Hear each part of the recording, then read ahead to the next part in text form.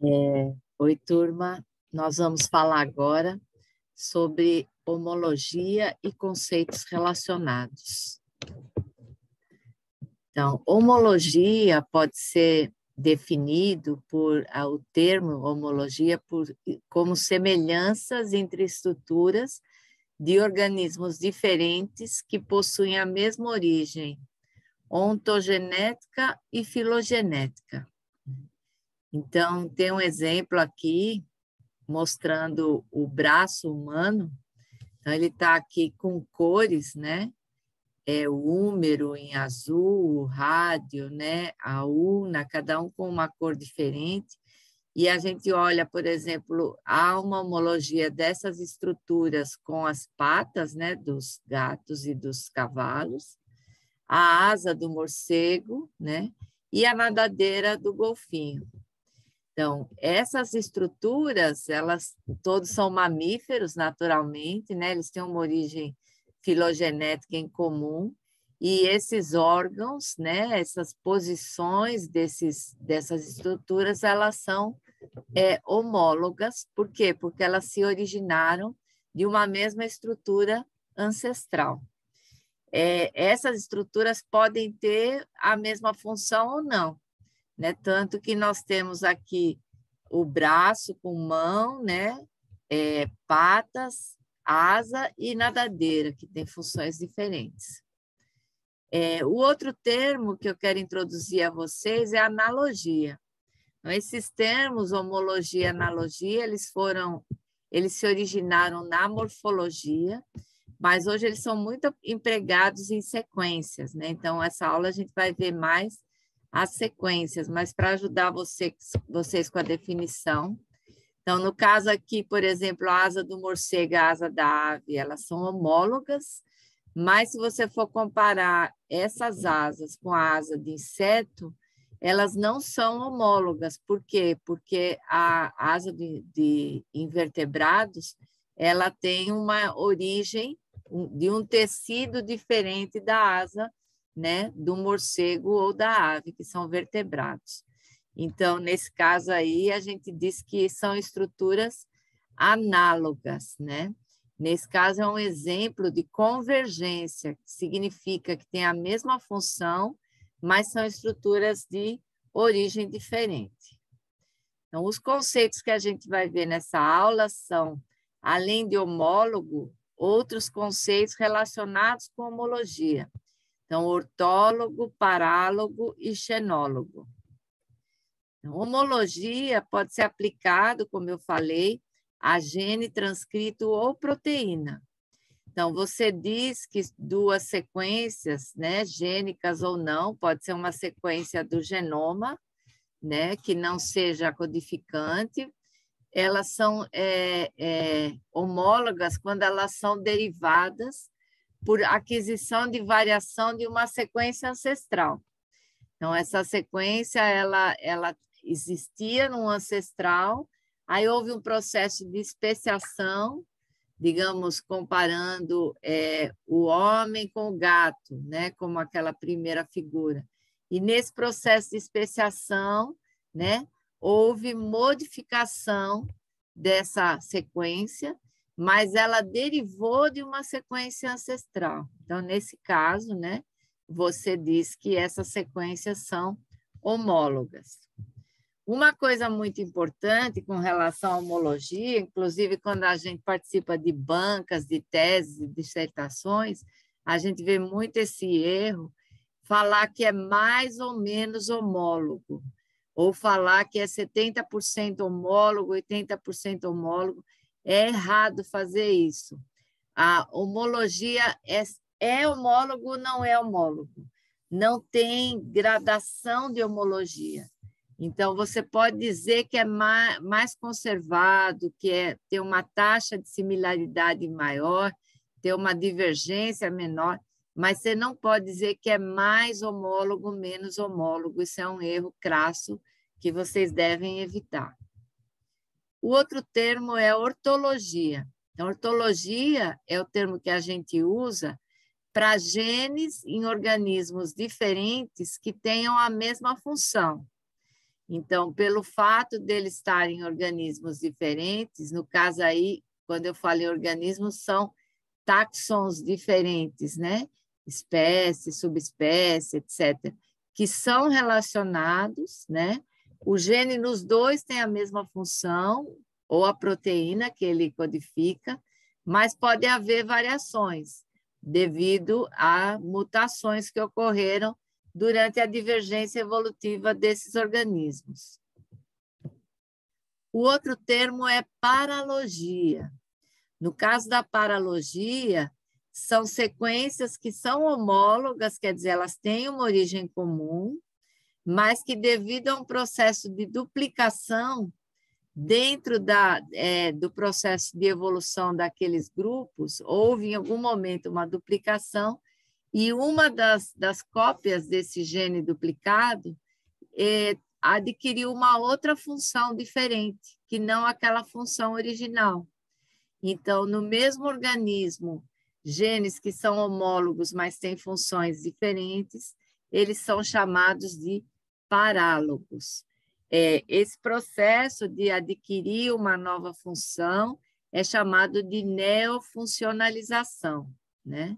Então, são genes e proteínas aparentados, né?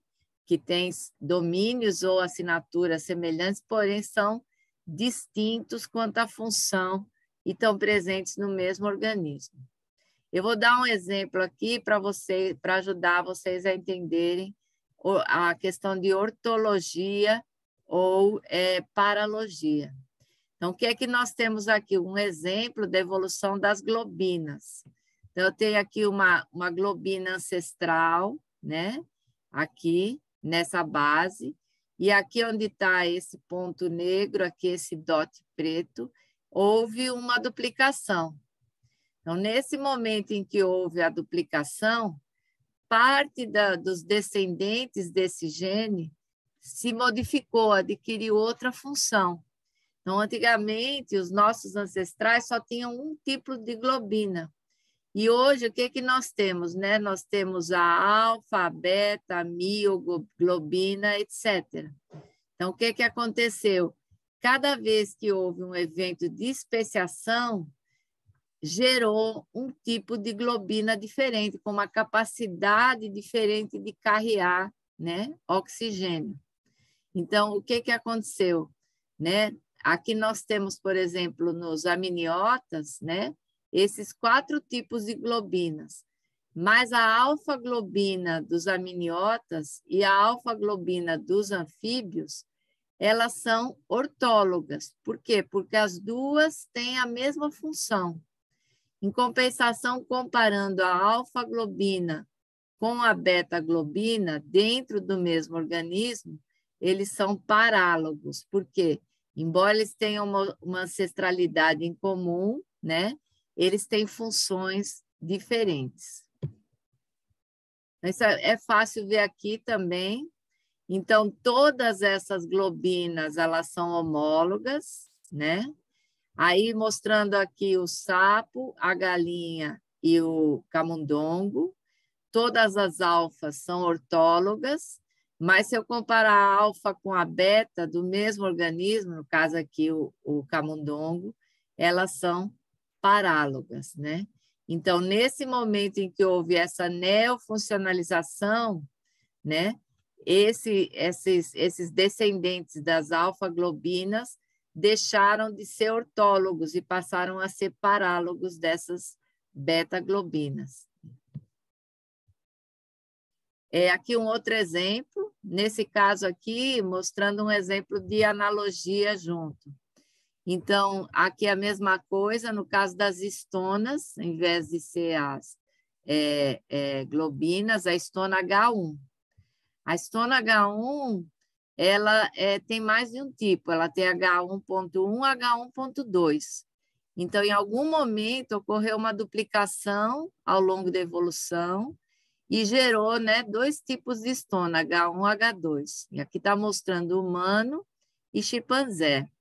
Então, comparando a histona H1 de humano com a histona H1 de chimpanzé, elas são ortólogas. Mas se eu comparar H1 de humano com H2 do próprio humano, elas são parálogas. Ou de chimpanzé H1.1 com H1.2 também são parálogas. Tem um análogo de Stona, né? Stone-like Nucleoid Structuring Protein, a sigla é HNS, né? Esse gene aqui. Esse gene, ele também, como a estona, ele ajuda a compactar, a proteína dele ajuda a compactar o nucleóide da bactéria, que é aquela região, né, que fica a maioria do material genético da bactéria. Então, esse nucleóide, embora ele tenha uma função parecida com a estona, ele, se você for comparar as duas sequências, elas não têm homologia nenhuma. Indica que elas não têm uma ancestralidade em comum. Então, embora ele chame Stone-like, ele não é homólogo, ele é análogo, né, a essas estonas de eucariotos. Então, no caso dessas relações, elas se dão porque, ao longo da evolução, né, os genes e transcritos, né, com essas duplicações, eles geram variantes. E, às vezes, o gene ele tem uma região que é chamada de domínio conservado, que é muito importante, que, quando ele se duplica, ele pode combinar com o domínio conservado de um outro gene e gerar um gene diferente. Então, com base nesses domínios conservados, a gente tem o que a gente chama de famílias gênicas. Então, genes que têm o mesmo domínio conservado, ele pertence à mesma família gênica. Porém, nem sempre eles têm a mesma função. Por isso, eles são homólogos, mas, nesse caso aí, quando há uma variação da função, eles são parálogos, né? E grandes grupos que têm o mesmo domínio e muitas variantes, por exemplo, tem uma superfamília chamada superfamília das quinases, que são genes que codificam cascatas de sinalização celular. Então, esse grupo, qualquer gene que tiver o domínio quinase, ele está nessa superfamília, mas esse domínio quinase ele pode se combinar com vários outros domínios proteicos, e por isso a gente diz que é uma superfamília. Então, eu já falei de ortólogo e de parálogo, né? Tem um termo aqui, onólogo, que a gente não vai ver hoje, né? Eu normalmente discuto isso com a pós-graduação, mas tem um termo aqui bem interessante, que é xenólogo, né? Antes disso, primeiro eu vou falar um pouquinho com relação a como é que esses genes evoluem. Então, aqui só mostrando um exemplo de um artigo, onde eles fizeram um estudo com hormônios de crescimento. Então, os ancestrais, né, dos vertebrados, eles tinham um único domínio funcional no hormônio de crescimento. Aparentemente, aqui no grupo dos cordados, houve a primeira duplicação, e essa duplicação fez com que um desses domínios variasse com relação ao ancestral. Aqui tem um grupo, por exemplo, que foi extinto, né? E aqui um grupo que ele retém uma variante desse domínio e o outro grupo que retém os dois, e aqui é um grupo onde esse domínio já mudou a sequência. Então, se a gente for olhar ao longo do tempo, esses domínios eles podem sofrer pequenas sequências, pequenas mudanças, né? Mutações, que, embora a maioria das mutações seja deletéria, nesse caso aí nós temos mutações que podem ser benéficas, porque geram novos genes e novas funções. O termo que eu comentei, o anterior, a xenologia, a gente aplica esse termo para sequências que são homólogas, mas elas não vieram por herança vertical. Então, o que é a herança vertical? Herança vertical é aquela que passa de pai para filho, de filho para o neto, para o bisneto e assim por diante, né? Pela via reprodutiva. Pode acontecer, por exemplo, com a ação de vírus, de você ter o que a gente chama de transferência lateral de gene ou transferência horizontal. Em bactérias, por exemplo, é muito comum, né? A gente sabe que bactéria, quando ela morre, ela deixa o DNA no ambiente e outra bactéria pode ir lá incorporar esse DNA, mesmo sendo de outra espécie diferente daquela bactéria, e isso é chamado, então, de transferência horizontal ou lateral. Em inglês, a sigla é LGT, né? Lateral Gene Transfer. Então, aqui mostrando uma filogenia com vários grupos, né? Protistas, diatomáceos, plantas, e aqui nesse grupo de baixo, animais, fungos, etc.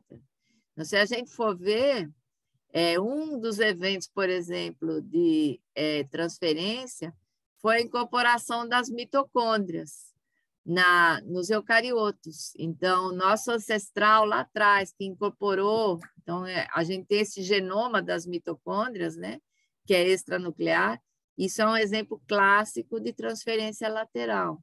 A mesma coisa as plantas, né, que elas têm os plastídeos. Mas tem outros eventos aqui que a gente está apontando aqui com setas, aonde houve transferência lateral de material genético, e às vezes quando você gera um alinhamento e gera uma filogenia, vocês vão aprender isso mais tarde na disciplina, a gente vê que essas sequências elas estão atrapalhando a sua filogenia. Por quê? Porque elas foram transferidas lateralmente, né? Então, por exemplo, os plastídeos, essas sequências dos plastídeos, se você for usar essa sequência, ela vai ser muito mais parecida com bactérias fotossintetizantes do que com plantas em geral. Então, só fechando, né, esses conceitos que eu mostrei, né? Então, a gente tem aqui um evento de especiação de primeiro nível, aqui uma primeira duplicação do material genético e aqui especiação do segundo nível. Então, toda vez que eu tenho especiação, eu gero organismos, espécies diferentes, e a duplicação é dentro do próprio genoma.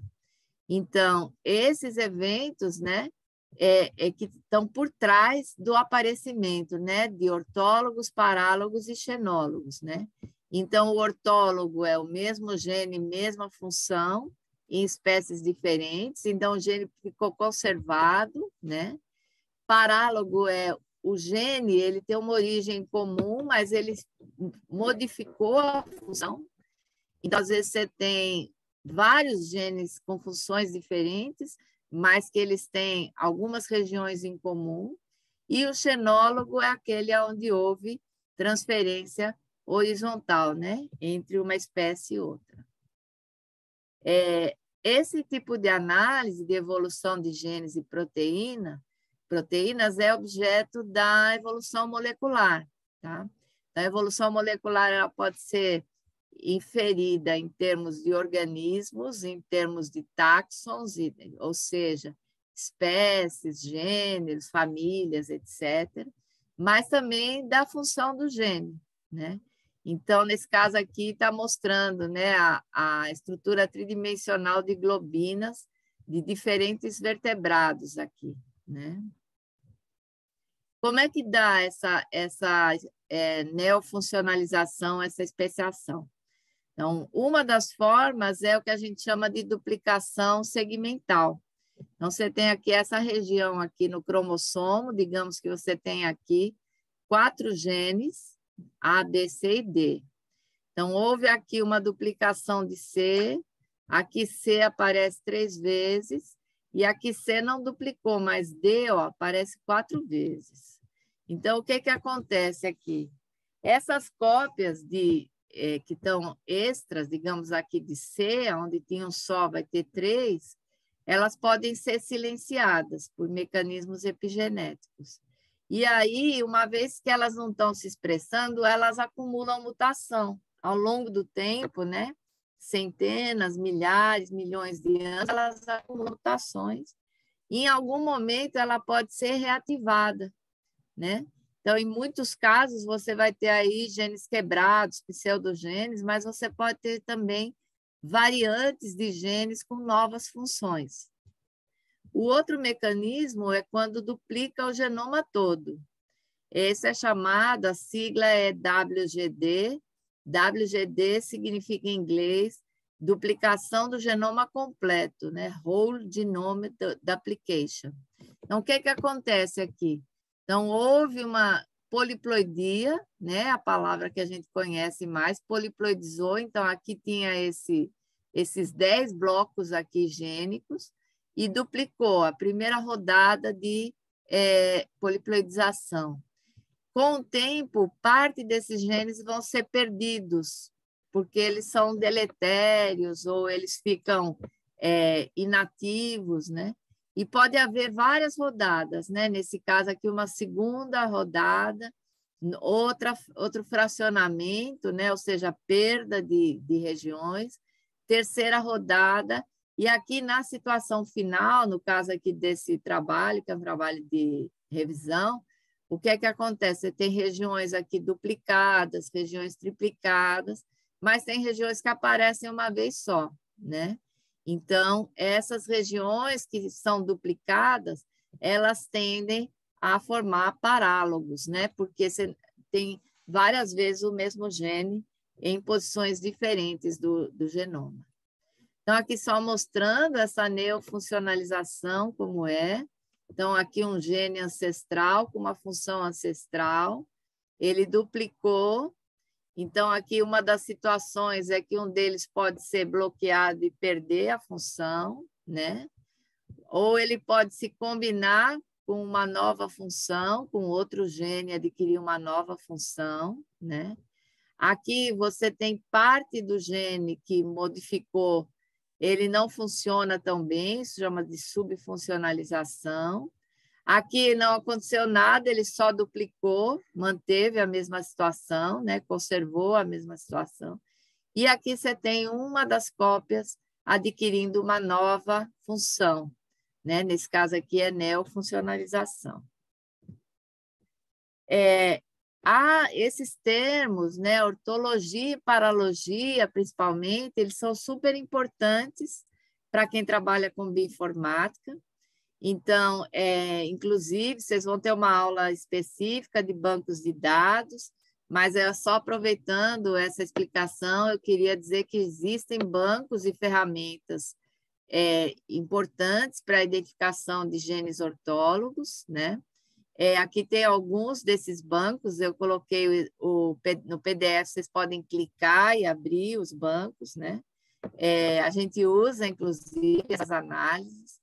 Por quê? Porque é importante você identificar se os genes que você está trabalhando, se eles são ortólogos ou parálogos, e no caso da ortologia, com quais espécies o genoma que você está analisando tem maior ou menor nível de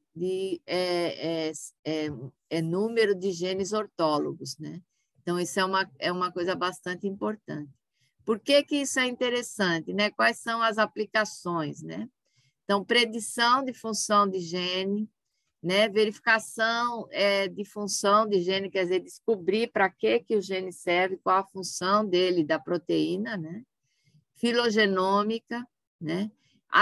Encontrar os melhores modelos para análise sistêmica, né? Vocês vão ver isso mais para o final, das ômicas, né? Perfis filogenéticos, né? Quer dizer, você comparar diferentes organismos.